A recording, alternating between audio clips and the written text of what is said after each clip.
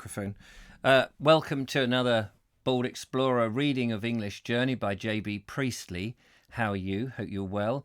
Somebody got in touch with me yesterday, actually, and said that, did you know that Beryl Bainbridge, the author, who has since died, relatively recently, I think, did a follow in the footsteps of J.B. Priestley's English Journey, I think in something like 1985, and you can find elements of it on YouTube. It was interesting because I did follow that up, and they said it would be interesting to see if and when I do my version of following in his footsteps, and how I, see the contrast between how she did it. Well, her version, as much as I could see, was a very different sort of thing. She seems to spend a lot of time in pubs. And yeah, I don't know. Apparently she's also written a book about the same thing, in the footsteps of, which was a fascinating thing.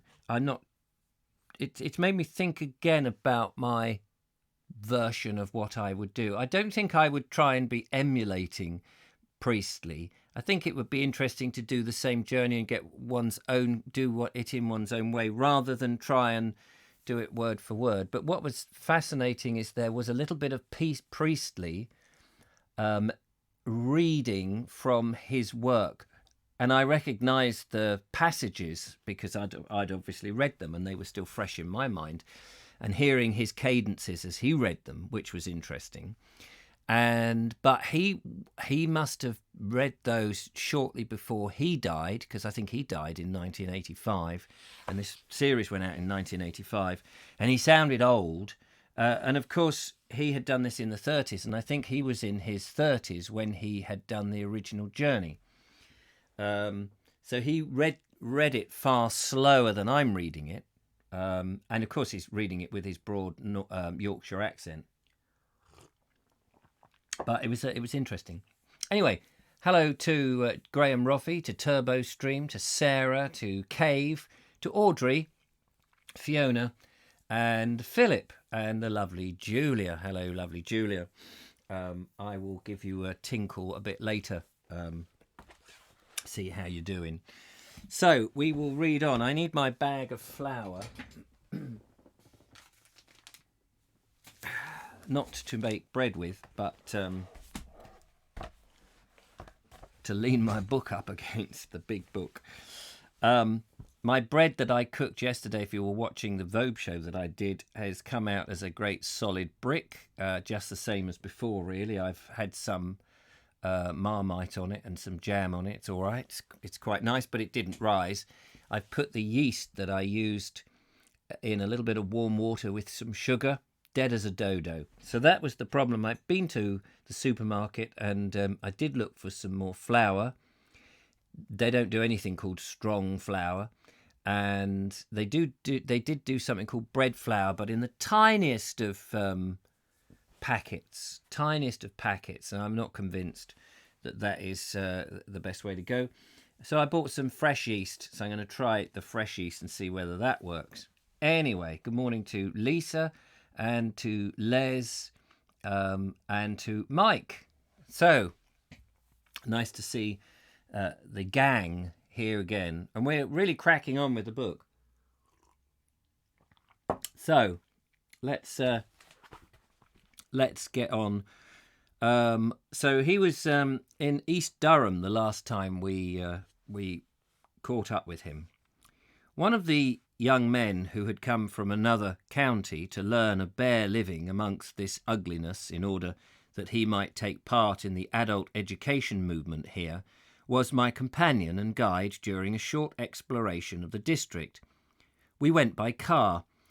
On the way, he told me that the local miners have a curious lingo of their own, which they call pitmatic. It is, as you might say, a dialect within a dialect. It is only used by the pitmen when they're talking among themselves. The women do not talk it. When the pitmen are exchanging stories of colliery life, usually very grim stories, they do it in Pittomatic, which is Scandinavian in origin, far nearer to the Norse than any other ordinary Durham dialect. It should be an excellent medium for grim tales of accidents far underground, the sagas of the deep pits. One characteristic of local life that astonished this young lecturer was the people's passion for jazz bands, their own bands, and not merely those heard on the wireless. Even the children have rudimentary jazz bands of their own, and they have parades in fancy costumes. This, I take it to be a desperate attempt to bring some colour into the life of the place. After a week or two there, I should think I would be blowing through a paper-covered comb with the noisiest of them. You can make something happen in that dreary landscape. Sorry, you must make something happen. Yes, you must. You can see what he means. The country itself was very queer. Running across it like great cracks were the narrow valleys called dens, or deans. These were usually a rushing stream and perhaps some trees. These were pleasant enough, quite often picturesque, but as their charms were hidden away well below most of the road levels, you didn't see them, but only saw what looked like a featureless and desolate plain, darkly studded here and there with pit heads and tips. It didn't seem an English landscape at all. You could easily imagine that a piece had been lifted out of a dreary central region of some vast territory like Russia or America, and then dropped onto this corner of our island. True, I saw it on a dull November day when nearly all the colour had been drained out of the world. The scene as I remember it was a brown monochrome, except where occasional pithead brought a black stain into it, or a cloud of steam showed a distant little curl of white or two. I must go and look at that landscape again in a different light, in May or June, though it's hard to believe that the calendar up there ever reaches May or June. We passed through several villages that looked hardly more than slums that had been scattered along the road. This old ribbon development is fairly common in colliery areas. The last village we visited, however, had been built on another plan. If there is a queerer village in England than this, I have not seen it, and I do not know that I want to see it. Even in East Durham, this village of Shotton is notorious. It's not very long since I was standing in one of its streets. I have before me, as I write this, a sketch of it, now sadly smudged, that I did in my notebook, together with some notes that I made on the spot. But even so, it seems incredible. I cannot help feeling that I shall be told that there is no such place, that I invented my Shotton, and already I have examined no less than 3 good maps and failed to find it. If I'd been completely alone when I saw it, I think now I should be accusing myself of creating a weird Shotton fantasy, a symbol of greedy, careless, cynical, barbaric industrialism. But my friend the lecturer was there, I know, and I can remember talking to several people, so some of it must be true. Imagine then a village consisting of a few shops, a public house, and a clutter of dirty little houses, all at the base of what looked at first like an active volcano. This volcano was the notorious Shotton Tip, literally a man-made smoking hill. From its peak ran a colossal aerial flight to the pit head far below. It had a few satellite pyramids, mere dwarfs compared with this giant, and down on one of them a very little dirty boy was tobogganing. The tip itself towered to the sky, and its vast dark bulk, steaming and smoking at various levels, blotted out all of the landscape at the back of the village. Its lowest slope was only a few yards from the miserable cluster of houses. One seemed to be looking at a Gibraltar made of coal dust and slag. But it was not merely a matter of sight. That monster was not smoking there for nothing. The atmosphere was thickened with ashes and sulphuric fumes, like that of Pompeii, as we are told on the eve of the destruction. I do not mean that by standing in one particular place you could find traces of ash in the air or could detect the odd whiff of sulphur. I mean that the whole village and everybody in it was buried in this reek, this thick reek, and was smothered in ashes and sulphuric flames. Wherever I stood, it made me gasp and cough. Out of one of the hovels there was a queer, toothless, mumbling old fellow that came pointing and peering and leering, first at the tip and then at us, but neither of us could understand what he was saying. Perhaps he was the high priest or the prophet of the belching black god up there. We retreated a few yards into the roadway, where we found the landlord of an inn standing at his door. He didn't know the height of the giant tip, but said that the atmosphere was always as bad as it was then, and sometimes it got a lot worse. And it had always been like that in his time. So it must have been for a pile of smoking refuse as big as a hill cannot have grown in a year or two. There must have been a lot of labour put into the ground and a lot of wealth taken out of it before the tip began to darken the sky and poison the air. I stared at the monster, my head tilted back, and thought of all the fine things that had been conjured out in its time. The country houses and the town houses, the drawing rooms and the dining rooms, the carriages and the pears, and the trips to the Paris, and the silks and the jewellery and the peaches, and the iced puddings, the cigars and old brandies. I thought I saw them all tumbling and streaming out, hurrying away from Shotton. Oh, a long way from Shotton, as fast as they could. But I didn't stay long staring with my head tilted back. The giant tip saw to that. I started coughing again, not being eruption-proof. "Let's get out of this horror," I said hastily, and out we got. In 2 or 3 minutes the wretched village had disappeared, but the tip was still there, the hill that had come out of the deep earth. I hope it will always be there, not as a smoking tip, but as a monument to remind happier and healthier men of England's old industrial greatness, of the brave days of Queen Victoria. Any other place in the neighbourhood would, I hope then, and still hope, have seemed an anticlimax after Shotton. I asked to see no more. Oh, hello, that's the door. Just bear with me 1 second. My door has gone. Someone's at the door.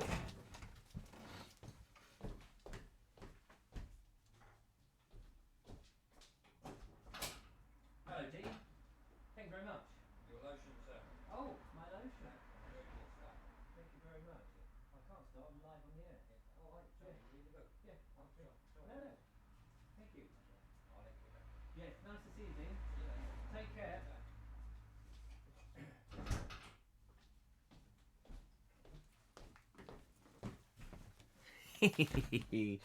Sorry about that. That was the lovely Dean Cooper just popped at my door. Obviously, we were keeping our distance. To Mr. Richard Vobes with compliments, Dean M. Cooper. Those of you who've been watching the Vobes show, and those of you who haven't will not understand this, he has sent me a bottle of Radian... What is it? Radian B. It's in its packet anyway. There it is. I shall open that later on. How exciting is that? That's very thrilling. Thank you so much, Dean. Obviously he's not watching because he's working, but there you are. Anyway, highly irregular to leave the studio at a time like this. Actually, I thought it was the postman because I've got a book about J.B. Priestley coming, and I was rather hoping that was what it was, and that I could open the envelope and say, oh, look, I've got this lovely book about J.B. Priestley. So, yeah, it's all good. Right, let's crack on. I can't remember where I was. Another place in the neighbourhood. Oh, he wanted to get away, didn't he? I asked to see no more. I went off thinking how fantastic it was that in our political theory, the folk who live in Shotton, at the foot of that steaming hill and smothered with ashes and fuming, are as good as anybody else and have votes. Votes! You would think that they were not supposed to have even noses and lungs. You would imagine that they were held to be members of a special race, born tip dwellers. It was hard to believe that Shotton and, let us say, Chipping Campden in the Cotswolds are both in the southern half of this island of ours. What? Chipping Campden in the Cotswolds were both in the southern half of this island of ours. Wait a minute, he's up north.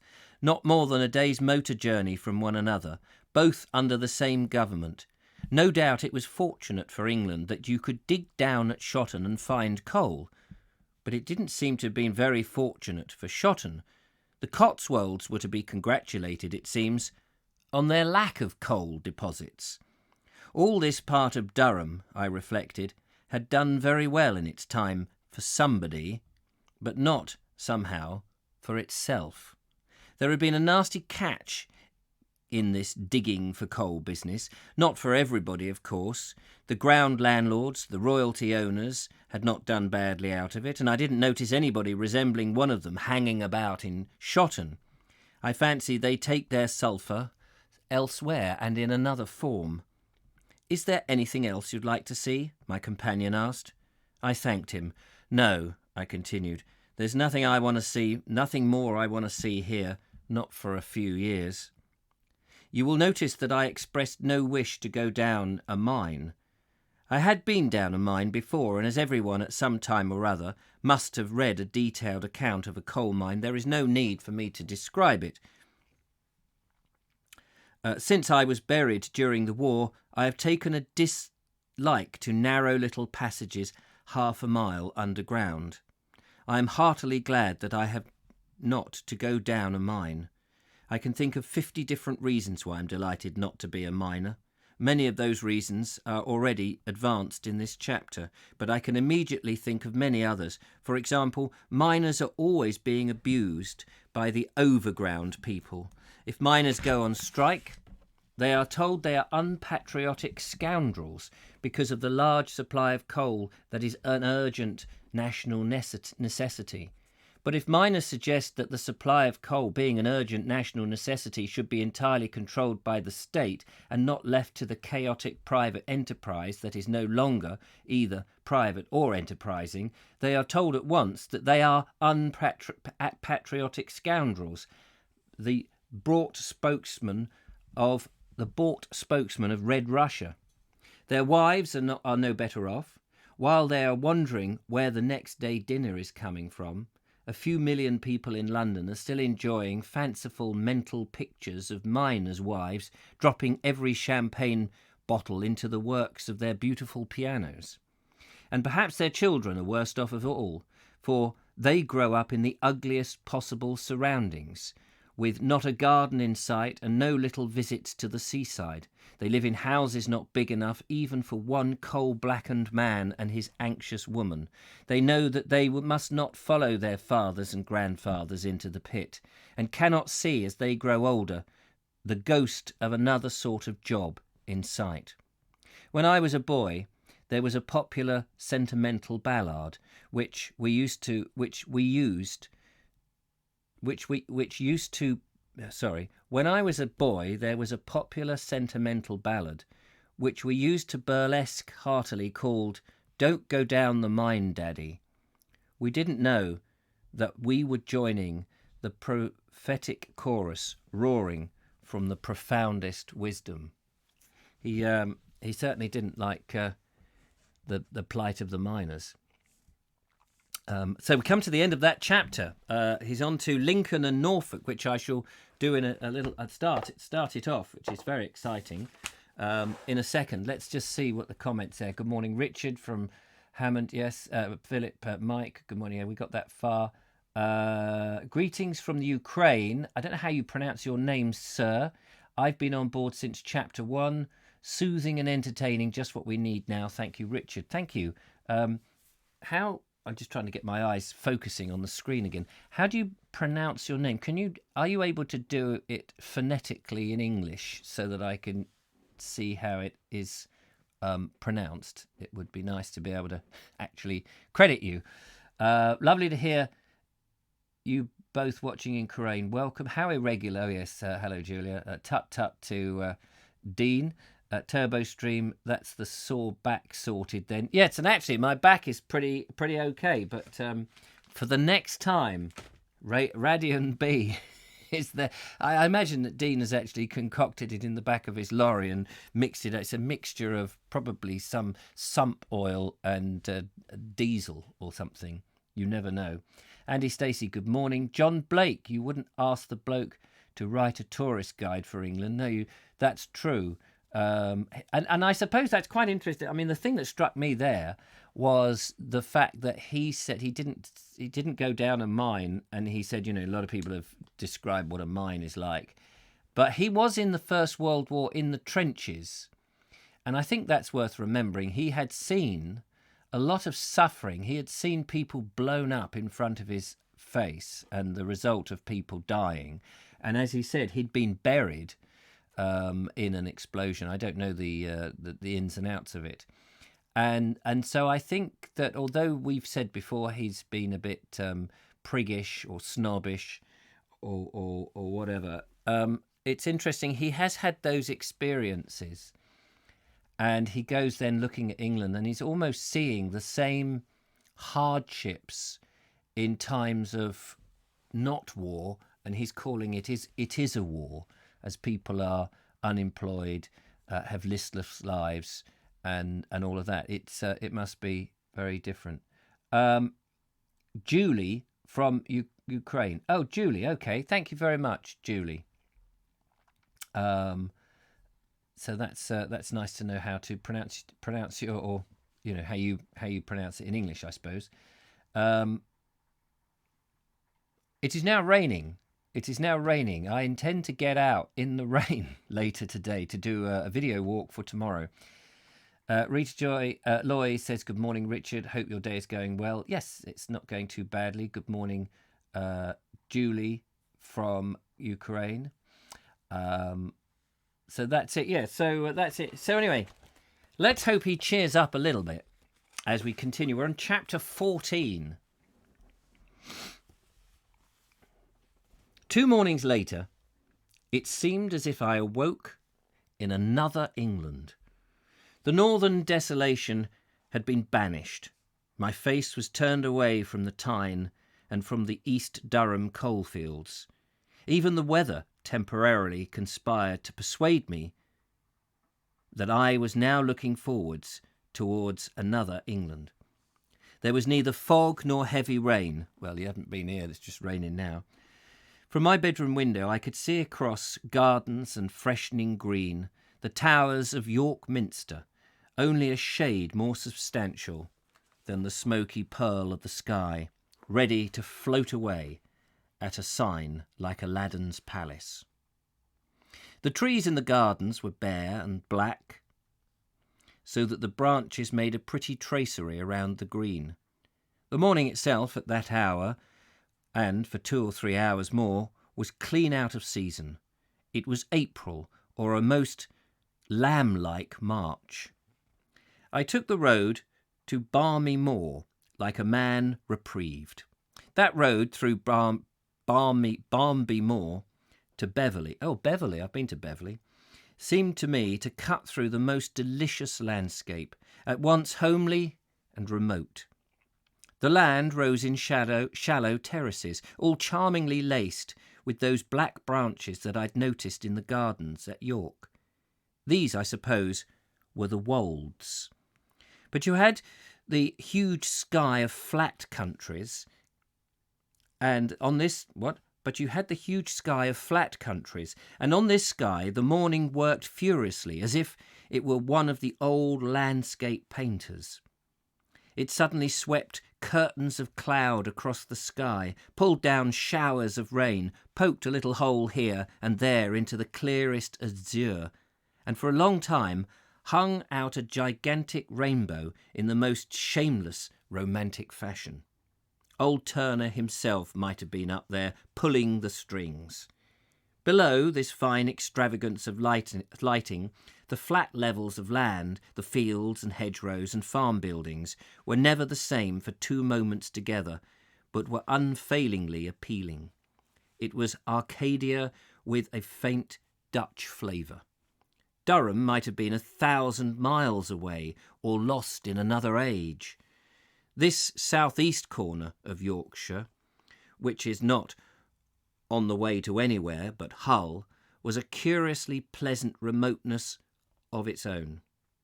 You feel that you were a long way from anywhere, but you also feel, for once, that it is a good thing to be a long way from anywhere.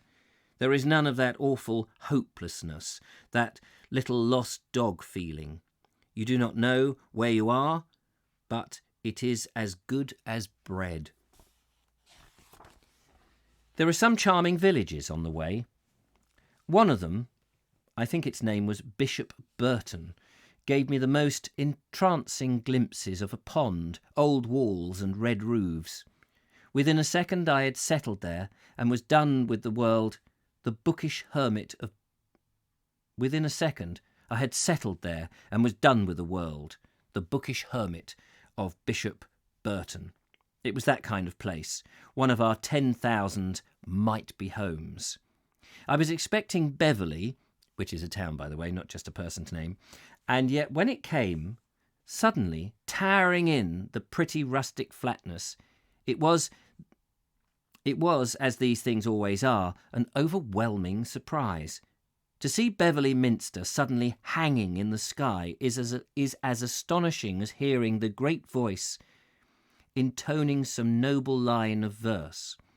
I'm no Catholic, no medievalist, no Merry Englander, though I have seen things on this journey that have come nearer to converting me than all their books, but I cannot help asking myself, and you, why our own age, which boasts of its conquests of material things, never seems to offer us here of any of these superb aesthetic surprises. You go up and down this country, and what makes you jump with astonishment and delight is something that's been there for at least 500 years. It is not its age, but its mere presence that does the trick. If you want to know the difference between working for the glory of God and working for the benefit of debenture holders, simply take a journey and keep your eyes open. I find it difficult to believe in the God who created. I find it difficult to believe in the God who inspired the creators of Beverley Minster. But I am beginning to find it even more difficult to believe in the debenture holders who inspired the creators of the Black Country slag heaps and the Durham tips. If it has to be a choice between Beverley and Jarrow, write me down as a medievalist. So I came to Hull after many years again. I found that I could no longer remember anything about the city except that it has a railway station called Paragon, from which I took a train 20 years ago and landed there from the continent.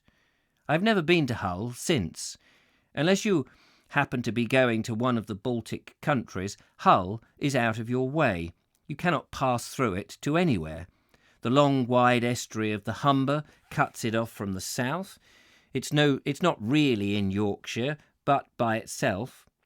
And somewhere in the remotest east of England, it is turning into a Holland or Denmark. It is a large, growing city with a fine trade of its own in timber, grain, oil, seed, fruit and fish, but nevertheless it is one of those places you must determinedly visit, and not one of those places you're always arriving at by accident. I went to the hotel at the station and found myself for once in a brand new bedroom, for a whole floor must have been opened. As I've complained about the hotel bedrooms more than once in this chronicle, I must put on record that this was a reasonable approximation of what a hotel bedroom should be. It had running water, of course, good lighting, an amusing little electric fire set about 2 feet from the floor, and a comfortable armchair. I soon needed that fire, for the almost April morning had gone, and in its place was a crawl, sleety day that might have been brought over from the last ship of Finland. Even before the weather, and I never knew such a place for icy rain, could not make Hull, but even the weather, and I never knew such a place for icy rain, could not make Hull look as cheerless as most big ports. It had an air of prosperity. The actual figures for trade have not actually been very brilliant these last few years, and you could easily prove from them that it has suffered much from the depression as most of the other larger ports. But if atmosphere was more truthful than statistics, and I believe it is, then Hull has been fortunate. It is not the usual down and out. It has not the usual down and out look, nor any suggestion of stagnation in the docks. Something of the outward character of the Scandinavian and Baltic countries with which it trades has crept into the appearance of Hull. It has a cleanish red brick look. Go to the big ports like London and Liverpool, and you'll find the docks themselves and all the roads leading to it and from it buried in a thick, gloomy atmosphere, as if they were the last places that daylight would find and then had left first. They are regions of huge, dark walls, mud and smoke and perpetual winter dust. Hull has none of this terrifying muck. The docks have daylight in them. The roads leading to them are honest roads and not Stygian avenues of warrens in darkness. Hull is the third port in the country. All the figures known to the Board of Trade will not convince me that it is not relatively well off. It certainly has the air of having escaped the depression, or at least the lower depths of the Mersey, that the Mersey and the Tyne have known. Even with the icy rain flaying the streets, there are plenty of people about, and not out of works, but brisk shoppers and spenders. These people are pleasant, but queer. They're queer because they are not quite Yorkshire, and yet not quite like anything else. They are, in fact, citizens of Hull, like fathers and grandfathers before them. Unlike many ports, Hull has not a population that has drifted there from all over the place, partly because it is not one of these cities that have grown very rapidly and have about them a faint fungus odour. It was founded by Edward I and has been growing steadily ever since. It is still growing. The docks now belong to the London and North East Railway Company, and one of its officials, a Hull man, showed me round. I saw more timber than I'd ever seen in my life before. There seemed to be miles of it. I may have seen some of that very timber being loaded in Vancouver Harbour when I was there 2 years ago. But the great King George dock does not handle timber, but grain. At the end of the long row of electric elevators is an enormous silo into which you can pour 40,000 tons of grain. We climbed to the top of this strange monster with its elaborate internal organisation of conveyor belts and giant bins, and found ourselves on what must have been the coldest and slipperiest roof in England. From there, however, we had a noble view of the Humber, with the whole 7 miles of Hull's dockfront below us on one side, and across the other side the mysterious smudge that was New Holland. It was good, even though one's eyes were watering, to see an estuary that had ships on business in it, and not merely rows of ships lying up. Hull is a great port for lighters and barges because because an unusually big population of the cargo is arriving there, carried on the water after being transshipped. You could, in fact, go to almost any large town in England from here and never set foot on shore by using the Ouse, the Trent, or the canals. I was shown one tidy-sized vessel in a dock not far away that has some very odd routine of her own. She is a small old liner that has been converted into a fish carrier. Early every spring, she lets out for Iceland and Greenland with a skeleton crew, picks up Icelanders, and then goes fishing in Arctic waters until her refrigerator holds are crammed with halibut and cod. Then she returns and docks, selling her 2,000 odd tons of fish, not in a lump, but day by day, not, I take it, without some consideration for the prevailing market prices. There are 2 of these Arctic fishing liners. Hull has an enormous trawling fleet, and I was taken to see a new trawler being completed in the old Prince's Dock, which is in the centre of town, where you can have trawlers and trams almost running into one another. They have that same odd mixture in Bristol. There were riveters, engineers, carpenters and painters at work here, so that it was hard to move about, but I managed to see half of her with the prospective skipper, who proudly showed his chart room and showed me the vessel and what it would do, that it would do 11 knots in the best season and with about 18 men. The Hull trawlers do not fish the North Sea, but sail up the Arctic and may be away for 3 weeks.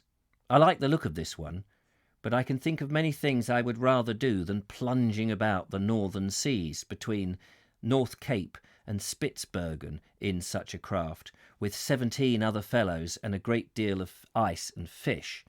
But the skipper's face, a young and clean-shaven one, lit up every time he mentioned her. He was the bridegroom, and there in Prince's Dock, noisy with hammerings and smellings of paint and varnish, was his own, and beautiful was the bride. And to understand how far he would probably take her on their honeymoon, you should get a big atlas and turn it to the North Pole chart. I'm going to pause there because my reading is getting a little bit stagnated. Yes, so sorry about that. So there we are. He's now he's in a much happier place, and there seems to be up there in Hull. I've been to Hull. It's I haven't walked around it very much. I went there for corporate stuff, and you just drive there, go to where you need to go, and what have you. Been to Beverley. Beverley is nice, and the Minster, Beverley Minster, with its big twin towers, does loom out. Suddenly, 1 minute you're driving through countryside, and the next minute you're in this ancient. I'm not supposed to say ancient. This medieval town, and suddenly these 2 great towers, bell towers, come looming out of you, and there is the Minster. It is rather fantastic. Good morning, says Mark Donny MacLeod. Good morning to you. Mark Donny MacLeod says, not been to Hull. Sure, I'd know what to expect. Docks, containers, gulls. Yeah, it was the city of culture 2 years ago, I believe. When I was there, which was about 2 years ago, and I'd been doing stuff in Yorkshire, corporate stuff, running between Leeds and Hull and Harrogate and places like that.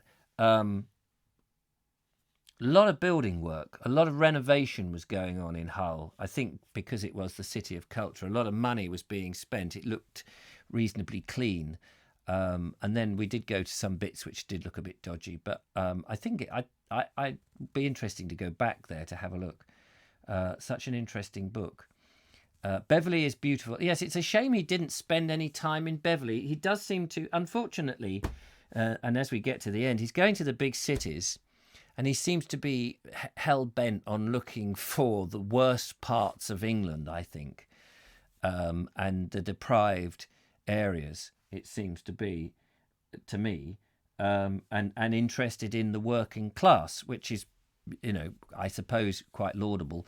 And I imagine that must have been a conversation he'd had with the publishers about the slant that he was going to take, because I'm sure you could take the same book and see completely different things if you were looking for a more lighter. But he's gone there with a very with an eye looking at the very grim and looking at the hardships, and he does fight for the working class men.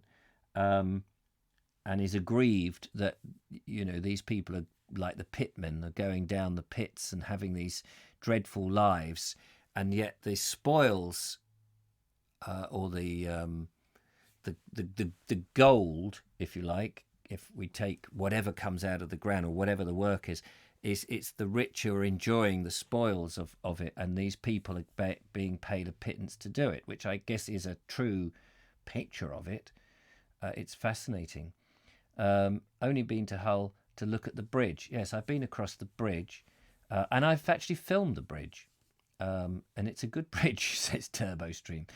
Shame that Fort Paul near Hull has recently closed. I know it has only Blackburn Beverley aircraft left in the world. A hull of a place, I'm told. But Paul Smith, Grimsby, on the other side of the Humber, was surprisingly nice. Not what I expected. No, not with a name like Grimsby. And I wonder how that name came about. Nigel Sadler, he says, I've never been to Hull, but I've been to the beautiful Beverley and cuckold. What is that? Cuckold across the bridge to an even prettier place, the name of which I forget. Oh, cycled. Thank you. I would like to have seen you cuckold across the bridge, actually. That would have been interesting. Hello, says Sean in Wiltshire. Richard, it's about to rain shortly. What do you think about it? What do I think? I think it's marvellous. I'm going to go out in my wet walking gear, take my GoPro and make a quick video for tomorrow before the rain stops, just to prove it. You can still go out in the rain. I think that would be nice.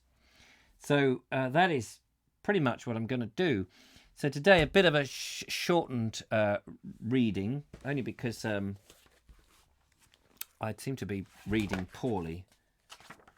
And there's not a stop, not a natural stop for quite a while.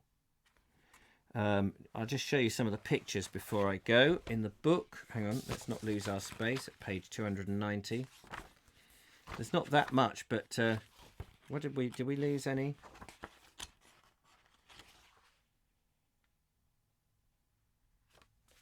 There's an interesting, there's the